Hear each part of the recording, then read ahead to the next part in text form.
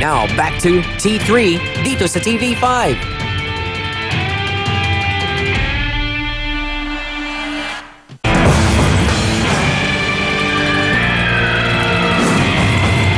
Si Sayas Agoy ay taga Makamot, Binangonan, Rizal. Ang kapitbahay niya si Edward ay inireklamo na palaging maingay at nagiinuman. Kaibigan ni Edward, hindi to si Edward Navarrete, ha? Iba si Edward ang isang Mariel na asawa pala ni P1 James Magandato. Nang kausapin ni Sayas si Edward, nakialam si Mariel. Tahimik pa lang si Sayas, pero nagsumbong pa si Mariel sa asawang pulis. Pagsugod ng pulis sa bahay ni Sayas, may kasamang barangay. Tinangkap po sana ni Sayas, pero sinuntok siya ni Sayas, sinuntok niya ang pulis. Kahit hindi tinamaan, kinasuhan si Sayas ng direct assault at ikinulong mula Huwebes hanggang ngayon. Grabe yan. Okay. Ma'am, magandang hapon po, Ma'am Susan. Magandang hapon. So, yung saan po kayo nakatira? Eksaktong lugar. Sa Herbacio Street, Makamot, Binangonan, Rizal. Okay. Tapos, yung meron nag-iinuman doon sa kapitbahay nyo, sinaway ng tatay nyo Opo. na huwag mag-inom, Opo. huwag mag-ingay, respetuhan naman kayo. Nagkataon, kasama doon sa inuman, yung asawa ni P1 Magadato. Nandun po siya. Andun, tinawagan ni Mrs. si Mister na pulis. Pumunta si pulis, kasamang barangay, dadamputin sana ng tatay mo, sabi ng tatay mo, ubarin mo ng uniforme mo, suntukan lang tayo. Sinuntok niya yung pulis. Nakailag si pulis. Ginamput niya yung tatay mo, di na sa presinto. At kanilang direct assault. Sige. Para bigyan linaw ang akusasyon sa linya ng ating telepono si P1 James Magadato ng Binangonan Police Station. P1, sir, magandang hapon. P1? Nasaan si P1? Line 2? Line 2. Okay, P1, magandang hapon po. Hello po sir, magandang hapon po. Opo. Sir, ganito po, patas po ako. Gagawin ko very patas to, as much as I could. May kasalanan po dito talaga yung tatay niya dahil unang-una, sir, naka-uniforme kayo nung pumunta kayo doon sa bahay niya. Ano po? Para tumugon doon sa tawag ng iyong misis na may nagugulo. Mahina po sir. Sir. Mahina daw, mahina. Okay, sir, sabi ko magiging patas ako dito, sir, ano? Okay. Unang-una, mali yung ginawa ng kanyang tatay na kayo po ay naka-uniforme. Susuntukin niya kayo. Dahil kayo po ay rumisponde sa tawag ng inyong misis dahil yung misis niyo sinasaway ng kapitbahay niya. Ano po? Mali po yung ginawa nung tatay niya. Sayas. Ni Sayas. Tinamahan ho ba kayo ni Sayas, sir? Hindi, ano? Sir? Hello po sir, mahina po yung dating po, nasa landline po. Apo. Mahina. Okay, sige. Sir? Hello Sir? po. Okay. Narinig niyo na. Narinig niyo na, sir? Mahina po yung dating po. O sige, anong medyo malakas? Ako, narinig mo ako, Sayas. Ay, ha? P01, o baka si Erwin, baka narinig si Erwin. Tingnan natin kay Erwin. P1! P01!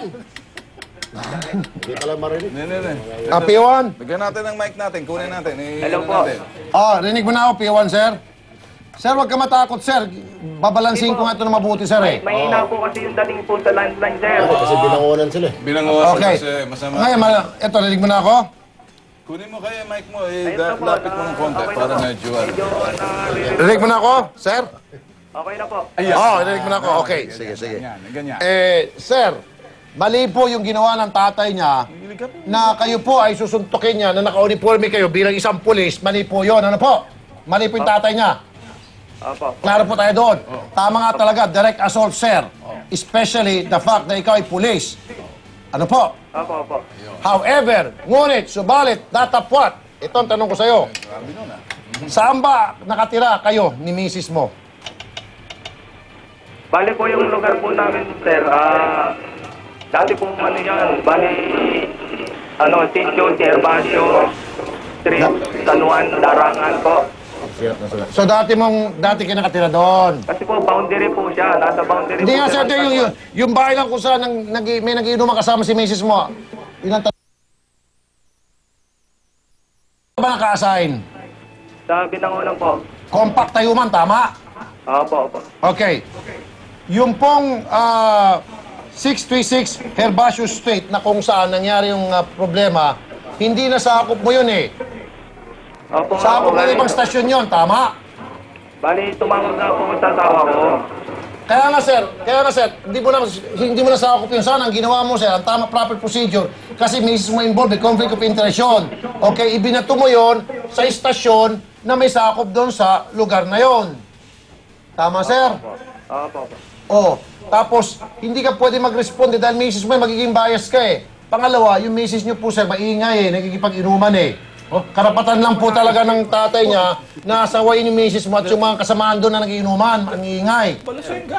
Hindi po nagiinom yung misis ko, sir. Oh, no. Anong sabi niya? Anong nang ginagawa Hindi po doon? nagiinom yung misis ko.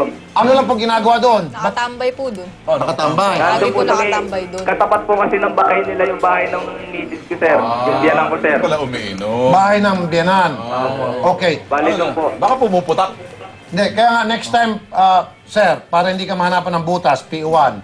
Alright? Pag sa mga kasong ganon, hindi ka dapat ang pumupunta. Tama. Kasi mismo involved eh. Oo. Okay, unless kung bahay mo yon, sinabi ni mismo, oy, itong bahay natin, oh, sinusugod na. Tama. May magnanakaw rito, punta ka na rito. Kahit hindi mo teritoryo, may karapatan ka lumipad, pamilya mo yun eh. Yo. Karapatan mo yun. Pero sa gayon, eh, hindi naman, wala namang kaguluhan, nagkakaroon ng sigawan, sabi pa natin nagkakamurahan, eh dapat yun, tumawag ka sa police station na kasakop. At saka isa pa, nung mahuli mo yung tatay niya, ba't mo dinala sa barangay Darangan? Oh.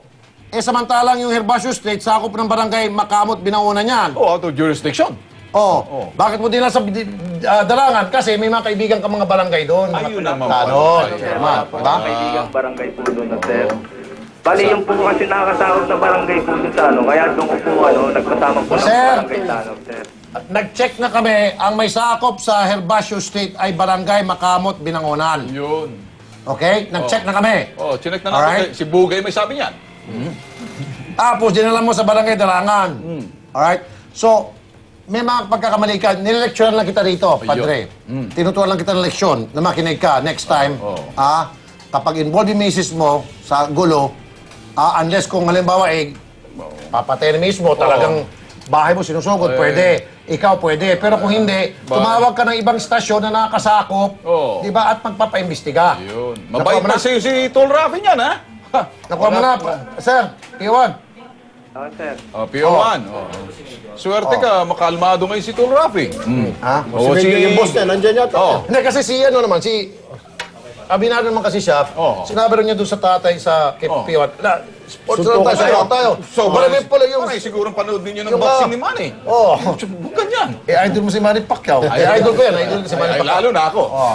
Idol Manny, ha? Good afternoon. Okay, anyway. Gumanon doon yung tatay niya. Oh. Sabi niya, barin mo. Sabi ng polis, ba't ko barin? Ay, Polis hindi ako. ko pwede Ayaw mo yan. barin na. Pa! Sinuntok niya. Hindi pwedeng hamunin yung pulis ng isang sibilyan. Bawal Yung yun. respetohin yung uniforme. Correct. Ayun. Ayun. Ayun. Paano naman po siyang re-respetuhin? Eh siya naman po yung sumugod sa bahay namin, hindi naman po niya alam yung punot dulo. Lagi po siyang ganun eh. Pangalawang beses na po niyang ginawa sa amin yun. Ayun. Oh, ayan, sagutin mo. Yung nakasuot ng uniforme, may problema. Ang uniforme, hindi po walang problema. Ayun, nakasuot. nakasuot. P1, sagutin mo yun. Palagi na ka rin sumusugod. Oh. Wala sa lugar. Hindi ko kasi wala akong matungkawanan yun, sir. Palagi Napakasinungaling mo. akong sumusugod sa kanila. Sige, Sana paliwanag lagi mo. akong may complaint po na ano po, sir.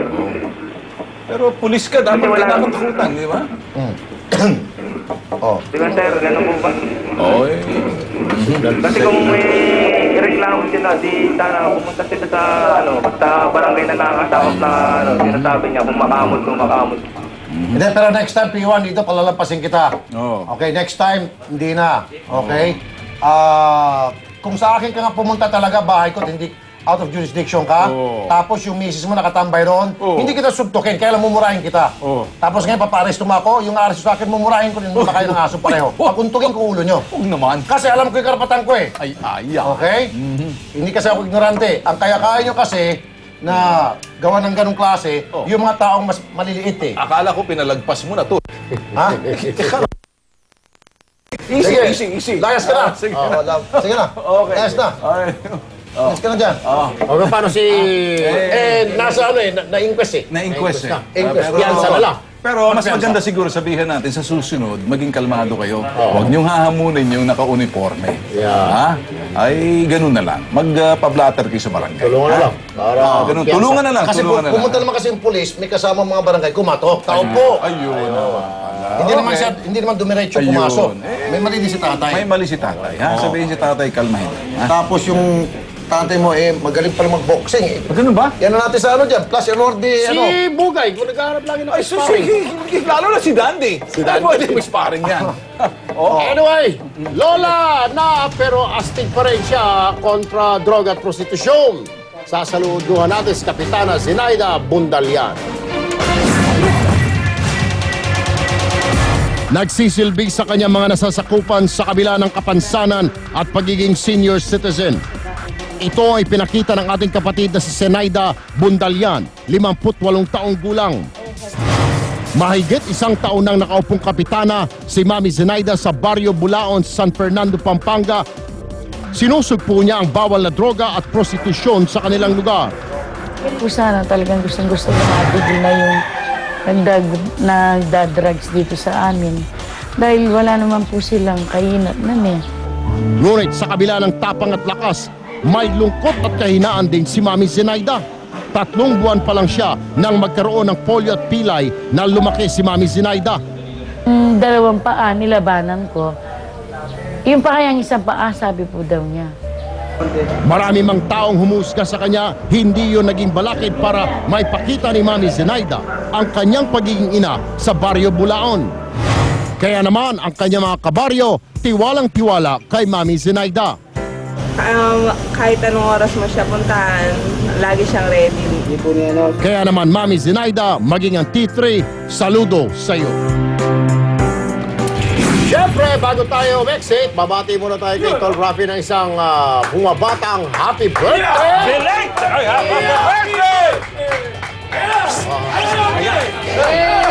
Kaya ka na, ano yan?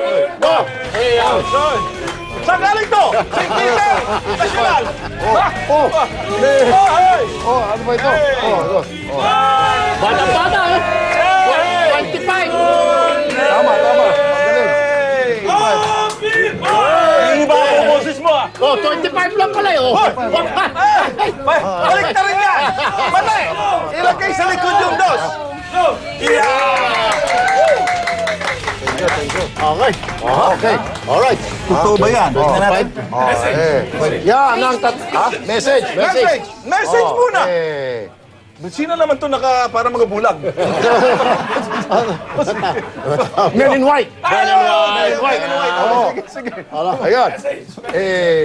Ano yan? Bodyguard ni Tetet. Alright. Sige. Ang message,